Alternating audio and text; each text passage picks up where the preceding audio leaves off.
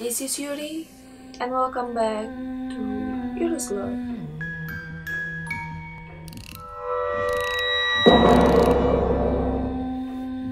Dalam kesempatan kali ini, Yuri akan membahas tentang sebuah misteri dari lagu-lagu yang konon katanya bisa memanggil makhluk halus. Lagu-lagu apakah itu? Let's seek for the answer.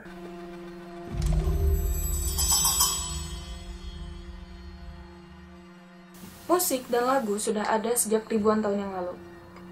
Bahkan di zaman sekarang, kita tidak pernah jauh dari musik. Misalnya di televisi, di internet, di radio, bahkan di tempat-tempat umum, kita sudah sering mendengar musik dimanapun. Nah, tapi percayakah kalian, ada musik yang konon katanya bisa memanggil makhluk halus untuk datang pada siapapun yang menyanyikan atau mendengarkan lagu tersebut. Satu Suro adalah hari pertama dalam penanggalan kalender Jawa yang bertepatan dengan tanggal 1 dalam kalender Hijriah. Satu Suro sampai sekarang masih dianggap sebagai hari keramat oleh masyarakat di Jawa. Karena hal itulah, masyarakat Jawa pada umumnya melarang siapapun untuk keluar di saat malam Satu Suro. Sampai ada suatu lagu yang muncul dalam film Malam Satu Suro, yaitu lagu yang dinyanyikan oleh Susana dengan wujudnya sebagai Sundel Bolong, yang saat itu berperan sebagai Sundel Bolong, dan menyanyikan sebuah lagu yang kini dikenal sebagai lagu Malam Satu Suro. Sebenarnya, lagu Malam Satu Suro ini tidak terdengar mistis sama sekali jika kita melihat liriknya. Tetapi, entah mengapa, setelah dinyanyikan oleh Susana, lagu ini menjadi semakin mistis dan orang-orang merasa jika kita menyanyikan lagu ini, kita akan didatangi oleh makhluk tak kasat mata.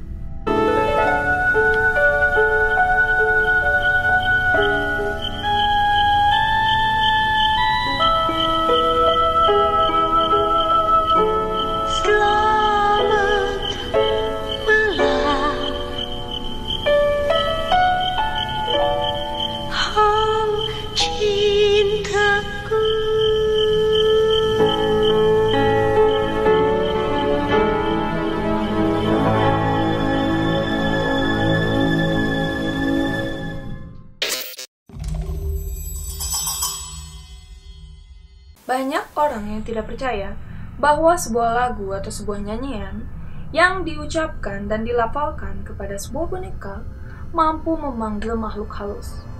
Namun, banyak juga orang yang percaya bahwa jika kita menyanyikan mantra jelangkung pada sebuah boneka jelangkung, konon dapat memanggil makhluk halus untuk merasuki boneka tersebut dan berkomunikasi dengan kita. Seperti yang kita tahu, lirik dari mantra jelangkung kurang lebih terdengar seperti ini. Jelangkung, jelangsat. Di sini ada pesta kecil-kecilan. Jelangkung, jelangsat. Datang tadi jemput, pulang tadi antar. Menurut kalian, apakah mantra ini mampu untuk memanggil para makhluk halus? Ataukah kalian hanya percaya bahwa mantra ini hanya sekedar isapan jempol belaka?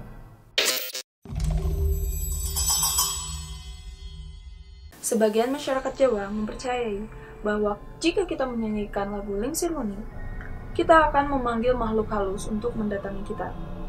Juga erat kaitannya, jika kita menyanyikan lagu Lingsir Wengi, kita akan memanggil kuntilanak untuk datang. Hingga kini, tidak ada yang tahu pasti siapa yang menciptakan lagu Lingsir Wengi. Tetapi karena persepsi yang muncul, banyak orang yang mempercayai bahwa jika lagu Lingsir Wengi ditembangkan, itu akan memanggil makhluk halus. Lengser wengi sliramu dumake sirmo aja tangi nggonmu golek awas jangan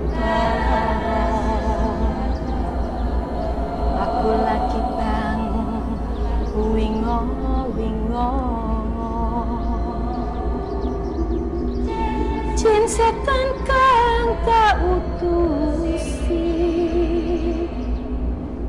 Dadya sebarang Wojo layu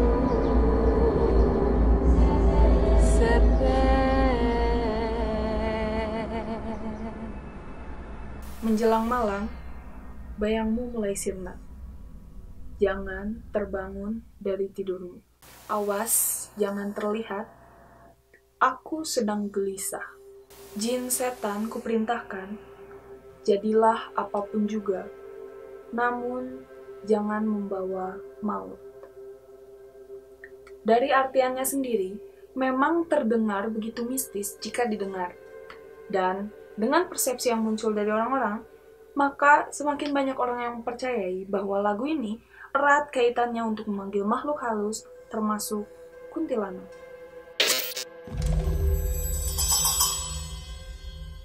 Siapa yang tidak tahu Senandung atau lagu Nina Bobo? Pasti kalian pun pernah mendengarnya dari ibu kalian dahulu. Karena lagu Nina Bobo ini adalah sebuah lullaby yang sering dinyanyikan untuk lagu pengantar tidur. Tetapi tahukah kalian bahwa lagu Nina Bobo ini konon katanya tercipta dari sebuah kejadian yang cukup mengerikan. Saat zaman dahulu, pada masa penjajahan Belanda, kurang lebih pada tahun 1871, ada sepasang suami istri, yaitu Mustika yang berasal dari Jawa, dan juga Van Rojnik yang berasal dari Belanda dan juga memiliki darah Belanda.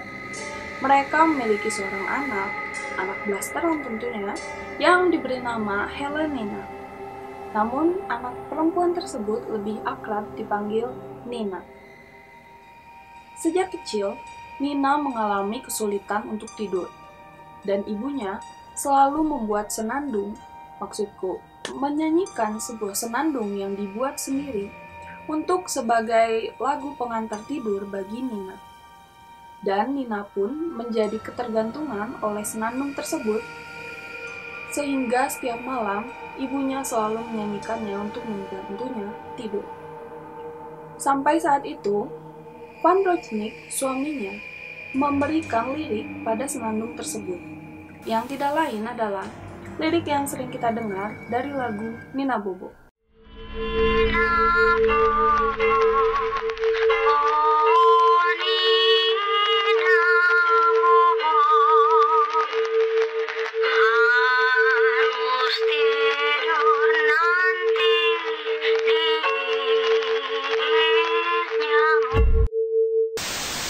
Hingga satu hari, ketika menginjak umur 6 tahun, Nina menderita sakit parah.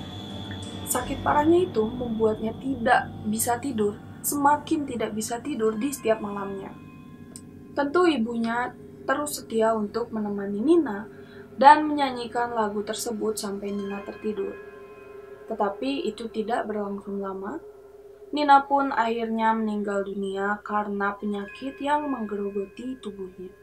Beberapa minggu setelah kematian Nina, Van Rojnik mendapati istrinya tengah menyanyikan lagu Nina Bobo di dalam kamar mandi. Sang suami bertanya kepada istrinya mengapa ia menyanyikan lagu tersebut di kamar mandi. Mungkin karena rasa masih terpukulnya yang mendalam karena mereka kehilangan anak sematawayang yang juga masih kecil dalam sebuah penyakit. Tetapi istrinya mengaku bahwa dia mendengar tangisan Nina di kamar mandi dan memilih untuk menyanyikan lagu tersebut untuk membuatnya berhenti menangis. Istrinya terus menyanyikan lagu Nina Bobo sampai akhir hayatnya. Setelah istrinya meninggal, giliran Van Rojnik yang mengalami gangguan dari sosok hantu kecil dari anaknya yang meminta untuk dinyanyikan sebuah lagu. Awalnya Van Rojnik tidak ingin mendengarnya, tetapi ia kerap diganggu dan bahkan lengan bajunya sering ditarik-tarik oleh sosok anak kecil yang meminta ingin mendengarkan lagu Nina Bobo. Dan Van Rojnik pun memilih untuk menyanyikan lagu tersebut, bahkan sampai akhir hayatnya. Dan itulah akhir dari kisah keluarga kecil yang berakhir cukup tragis tersebut.